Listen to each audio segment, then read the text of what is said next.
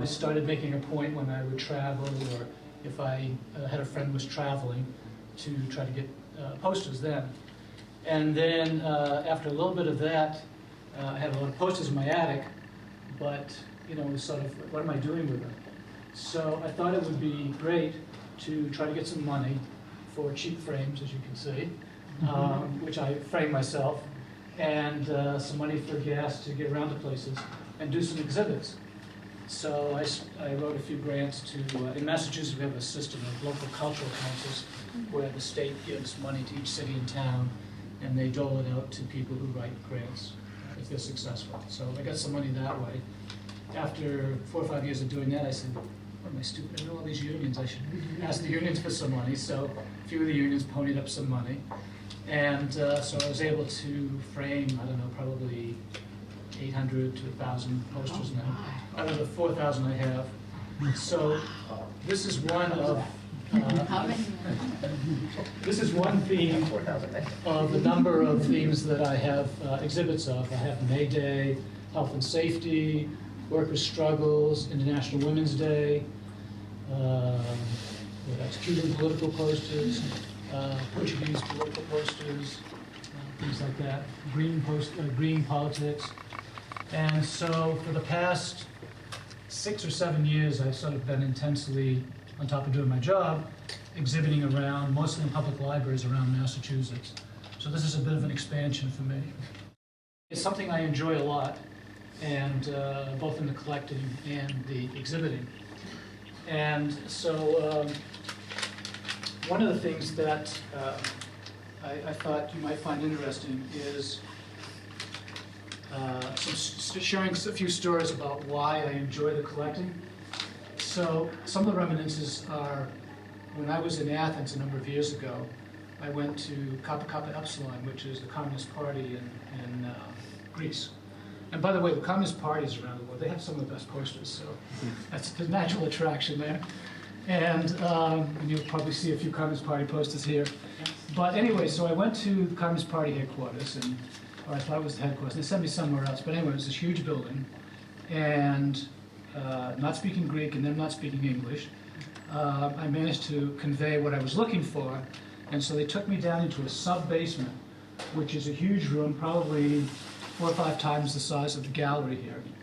And printing presses there, and against one wall they had all these slats, and in those slats were different posters. So they said any slat that there's more than one poster there, you can take one.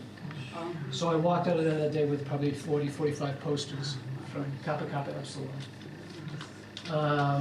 Another time I was in Havana, and I was walking through the streets on my own, and I went by this, a lot of people leave the outside door open, there's foyers and it's warm, the climate's nice. And I was looking in, and there were these 2 sort of yellowing posters on the walls. Nothing particularly great graphically, but one was of Fidel and one was with Che Guevara.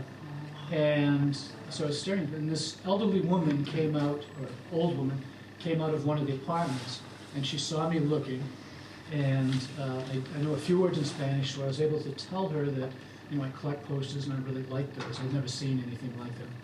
And so she went over to the wall and carefully peeled the Scotch tape off the corners and brought the 2 posters over to me. Wow. Gave them to me. And of course, in Cuba, in spite of the U.S. press, Fidel and Che are still pretty highly revered by a lot of the population. And so that was a big thing for her. And so I really appreciated that.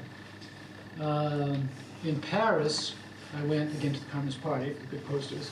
But the headquarters in Paris is designed by Oscar Niemeyer, who's a very famous architect. He passed away this past year. He's from Brazil. And he helped design Brasilia, actually, the capital there. But very interesting looking building. So if you're ever in Paris and you like architecture, I'll encourage you to go by there. 2 years ago I was in, 3 years ago I was in Athens. So besides collecting posters, I also learned about some of the street demonstrations, so I joined a couple of those while I was in Athens. I was staying there at Syntagma Square, if I'm pronouncing that correctly, which is where Parliament building is. So that's where a lot of the, they were starting them against the austerity measures. in Lisbon, I had met the guy who was the head of international affairs for the CGTP, it's the labor the big progressive federation in Portugal, and talked about politics and about posters and stuff. So then I went south for 3 days. When I came back, he met me at the train station and took me to dinner. Took us to dinner, I was with my wife, and had a roll in his car with 40 posters from the CGTP for me. So, and one last story, and then I thought maybe folks had some questions. But 2 years ago, I was in Istanbul, and I came with my wife, and we went to the Communist Party Cultural Center because they had promised by internet that they would give me some posters. No, they didn't have much, but anyway, one of the people they had this huge garden with tables and food stands and things like that. And this woman said, "Oh, let me call my friend from Petrolish, which is the chemical workers union there. He was a member of the party, but he also worked for the union." And so he came over and invited us the next day over to their headquarters. And so that was quite a trip in itself. It involved taking 4 modes of transportation: a bus, a tram, a boat, and a taxi. And so we started a funny journey because we made it to the oriental side of Istanbul and got in this cab, and he had no idea where the address was. And so he's on the phone, he calls the union, they give him some directions, but he still can't follow it. So he started driving around a bit, and so finally this guy, who he stops and picks up, beard, it looks like a true follower of Islam, gets in the car, they're speaking in Turkish. I'm getting a little nervous here. I've heard Istanbul's very safe, and I think up until that bomb blast the other day at the embassy it is. But, so we're traveling, we're driving, and they're talking in Turkish. I have no idea what's going on. They were being kidnapped. And so finally, we stop, and he's getting out of the car, and he turns to us and says in perfect English, "Oh, thank you very much for sharing your cab. I hope you have a good time at the union." And the cab driver, one is he knew how to get to the union office, which was near his home, and secondly, he was very friendly and that kind of thing. So, so we went to the headquarters, and so there we met with the guy that I had met the day prior, a guy who's the head of international affairs for the union, and the treasurer. The treasurer didn't, but the other two spoke good English. So the international affairs guy was very excited meeting us. And he says, well, one of the things that we do for our activists in the union is that we try to take writings from different unions around the world, translate them into Turkish, and publish them and give the copies of the books to our union activists. So he says, did you ever hear of a guy named Bill Fletcher? And I said, yeah, he's an old friend of mine. He's from Boston originally. I don't know, some of you may know Bill. Okay, I see some heads nodding. So, and then he says, do you know Kate Bronfenbrenner? And I said, yeah, she's from Boston originally. She teaches at Cornell. And he says, how about Tom Jurovich? I said, oh yeah, he teaches at UMass. And then there was one other person who my wife knew, worked for the AFL-CIO. He was so excited that we knew these people. He ran out of the room and he came back with books. They were totally in Turkish except for the names of these people. He gave them to us to take back to give to them. What about their royalties, their remainder, the dollars? I don't know, I shipped them around. They never questioned it. Somebody translated? I don't know what they did with them. I couldn't read them. That's right. I had no use for them. And then they, after we met for quite a while, and then they invited us out the next night, which was the night before we were leaving, to a restaurant to take us to dinner.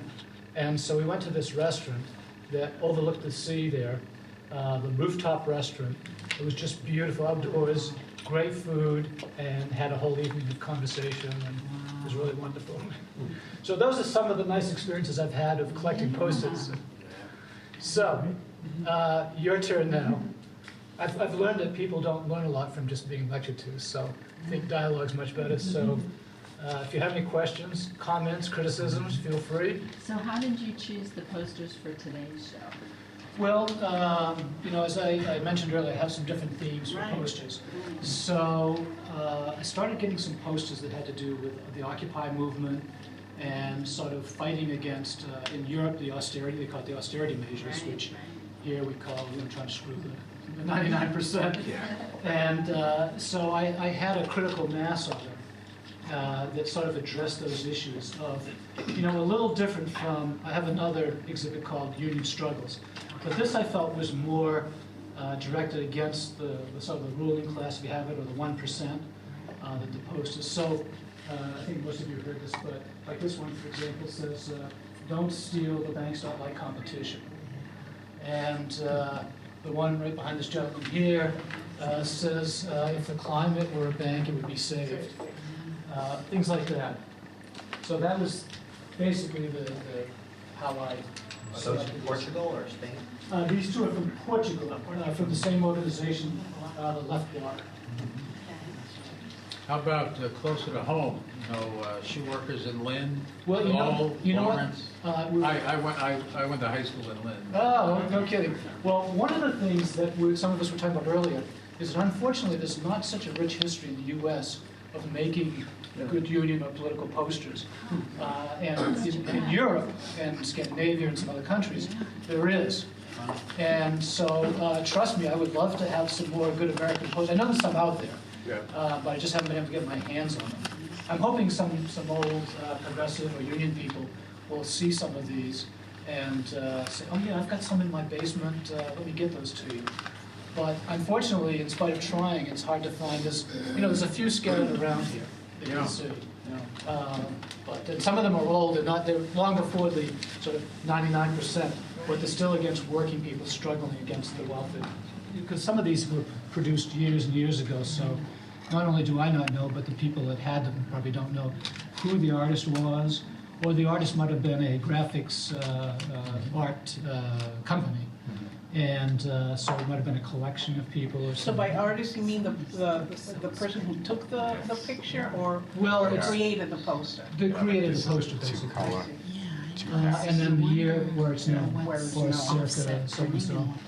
And, I worked what I call an overtime job for many years up until this September when I retired. So I didn't have the kind of time that we need to go into tracking down. Exactly. I It would take specific- you forever if you have 8,000 of these. And as I say, my good friend Jim, who came down with me today, he's my fact checker. So he's pointed out a couple of issues that I have to do, new placards. I'm going to be looking to take a sabbatical to do some archival work for our union's records. And I wonder, have any archives gotten in touch with you and said, "Gee, what's going to happen when, where are these going to end up when Yeah, you where are decide they to gonna retire again?" Well, it's a good question. Yeah. It's one that's been coming up. Yeah. And this is a dream. It hasn't been mentioned to many people at all, but is to try to find, I was thinking of someplace in Boston. Boston being sort of a hub for international travelers as well as other people, and getting a building that's dedicated as a museum to political poster art or labor union political poster art, and has a place that people would be drawn to come and view it. Yeah. And because it requires some serious money, upkeep, Yeah. and that kind of I'm thing. sure Donald Trump will. That's the problem. The people that have the money don't pay for this. Yeah. These posters are opposing them. I have somebody asked me about the value. I have probably about 80 posters from an organization called OSTAL, which is an international organization based in Havana, has been there for years. You can actually Google them and see a lot of the posters. But I looked on, was it eBay, I think, to see what they were selling for or what they were asking for. And so I think collectively I added up that the posters I have are worth about, if you went by those prices, $8,000. Because they sell for, because they're very hard to find here because of the whole blockade and difficulties between Cuba and the U.S. And what happened in Cuba was that after the revolution, a lot of the good artists went into in support of the revolution, supporting poster art, political art. So a lot of these posters are about struggles in other countries, solidarity with the people of Palestine, solidarity with workers and such, solidarity with Polisario, which is a movement in Northern Africa, things things like that, with some really nice graphics. And as I was telling you before, another strand went into making really good posters about movies. A lot of American movies, but also other countries' movies that aren't necessarily political, because they're about the particular movie, which weren't necessarily political movies, but really nice graphic posters. You can probably see a lot of those online too, not through OSPAL. OSPAL is OSPAAAL, and it stands for something like the Organization of the States of the Peoples of Asia, Africa, and Latin America. Organization of solidarity with. Solidarity with that's right, thank you. Peoples of Asia, Africa, and Latin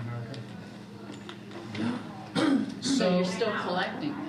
Yeah, I'm going to start being a little more selective, because a bunch of the ones, I said I had 4,000 posters, but a bunch of them are like, or join this union, and not interested in graphics, just join the union.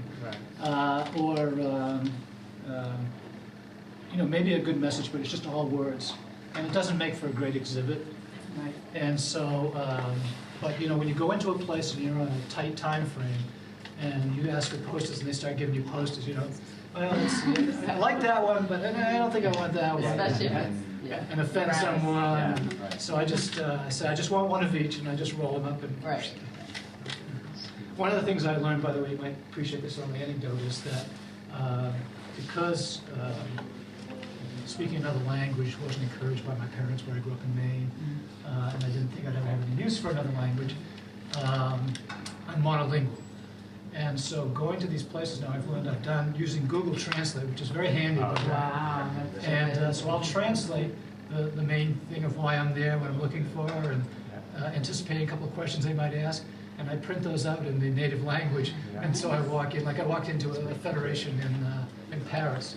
And because some of you, if you know France, they're very nationalistic about language, and they warm up much more if you speak French. Well, I tried to do the next best thing, is have something in French. So I just handed it to a guy at the reception area there. Okay, so he gets on the phone, gets me somebody who speaks English. Good. So one of the story I was going to tell is, I've recently gone to some capitals, and I've got it all sort of plotted out where I want to go. And then I'll just get up and hit my first target. It opens at 8 in the morning, and spend the day, I don't need to take public transportation because I want to be out, walking across the city to get to the next targets. And so I get to see a lot of the city, and I will occasionally ask people for directions and things, so I get to talk to some people, and it's fun. And I get some great exercise while I'm traveling. So, any other comments, questions? Put another one together in a couple of years and put another thing. Well, actually, a couple of us had chatted about maybe trying to do an exhibit at some of the other community colleges, Right. which I'm open to doing, and also doing another one here next year, or something like that, a different one. So I'm game. As long as the 4 Cs can come up with the gas money. I think we can manage. That can be arranged. Right. Thank you. But, thank you. Thank you. Thanks very much. Yeah.